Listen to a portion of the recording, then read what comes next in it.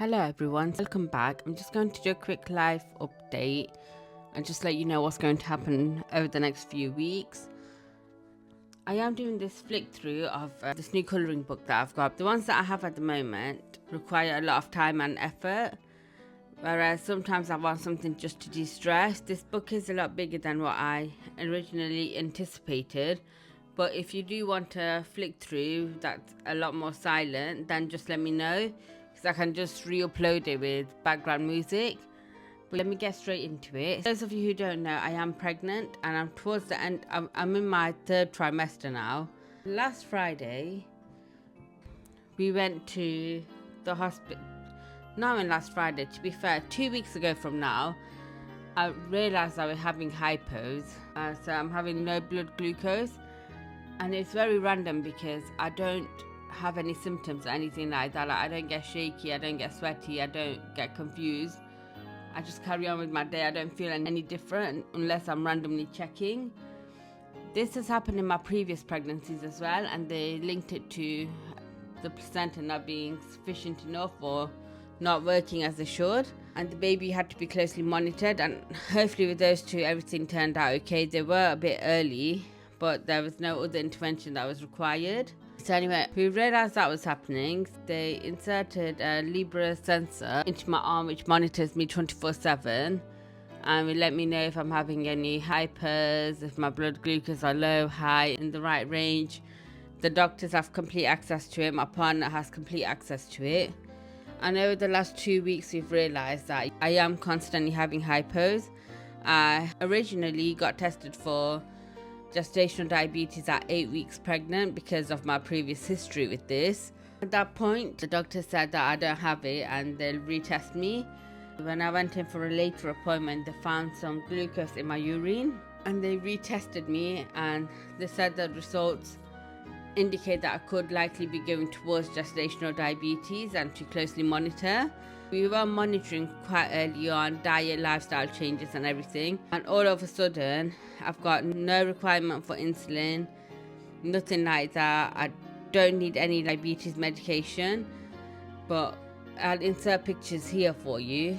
My blood glucose readings are very low, to the point that right now I look at food and I feel nauseated by it because I have to constantly eat or drink throughout the night, throughout the day, just to treat these hypos.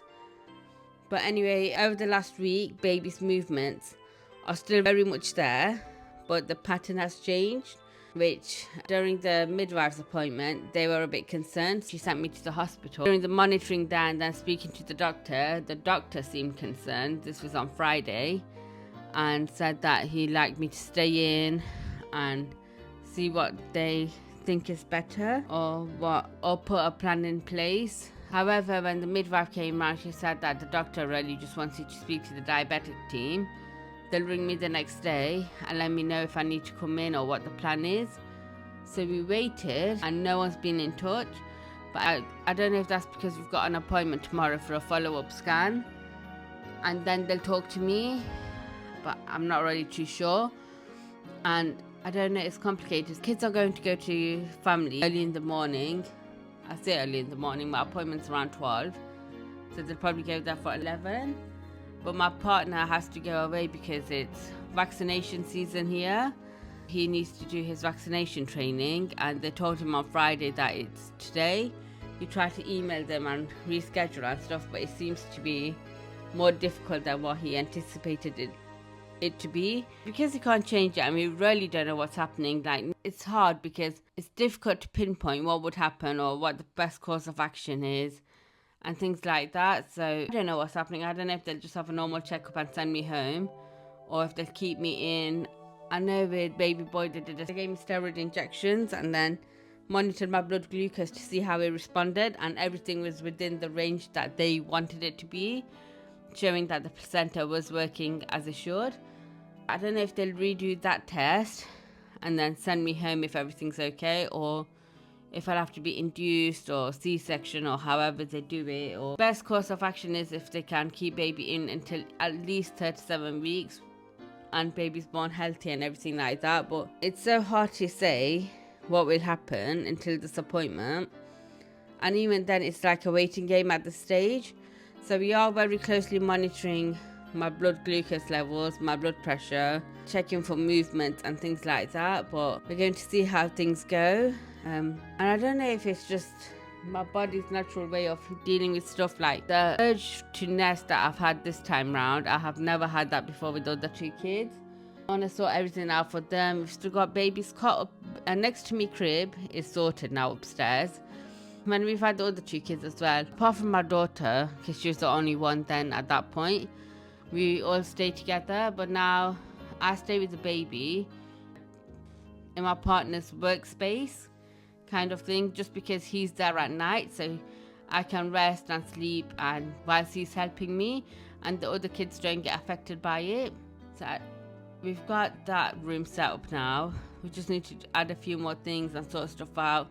We've been through the old baby clothes. We need to set up a cot downstairs so the baby's got a safe place to lay down when it's here, but there's still so much to do and I don't know what's going to happen tomorrow. Because of all this, I don't know how many videos I'll be able to get out to you. So anything that you might see from this point going forward is stuff that I've probably pre-recorded. So I've got a video coming out to you next week, and then they're all scheduled for Monday, and then I've got this one probably coming out to you on the 8th of September. So by the time you get this update, the baby might be here, or we might have a better idea as to what's actually happening. But every Monday you should get some videos coming in, and then I've got 2 other videos that I have recorded. They're my 100 items to use up in 2025, and there are 10 items in each video. I've got them ready, but I don't know when I'll probably schedule them for. But worst case scenario, you should have something for the whole of September. So at least it gives me some time to deal with everything that's happening. And more than anything else, I think it's the uncertainty of what is to happen. But that's everything for now. Things are just really crazy. My partner's got a lot of training stuff to do. He's going away towards the end of October, and baby will be only a few weeks old by then. And I don't know, it's just really it's difficult to predict what's going to happen, how it's going to happen, and especially with the other 2 kids as well. They do require a lot of time and energy, so I feel really overwhelmed, and I don't know, I'm just scared in general. So I'll keep in touch. I might be a bit delayed in responding to comments and things like that, so I do apologize, but I am thinking about all of you at the same time. And leave any comments below if you've got any tips or tricks. Another aspect that I'm struggling with is the postpartum journey, because with my daughter I really struggled with it, but I had a lot of blood loss with her, and the labor was very complicated to say the least. So I don't know if it's just the trauma from that's coming back to me each time I have a child. But I don't know, I really struggle with the first few months, especially because we exclusively breastfeed. The other 2 babies didn't take a bottle or a dummy, so it just felt very overwhelming. So I don't know how we're going to do all of this, but leave a comment below. Please like, subscribe, and leave a comment, and I'll get back to you. But thank you so much for all the support and love that I've got over the last few months. I know some of you have unsubscribed, or maybe my content's changed, I'm not too sure. But thank you for watching. Bye.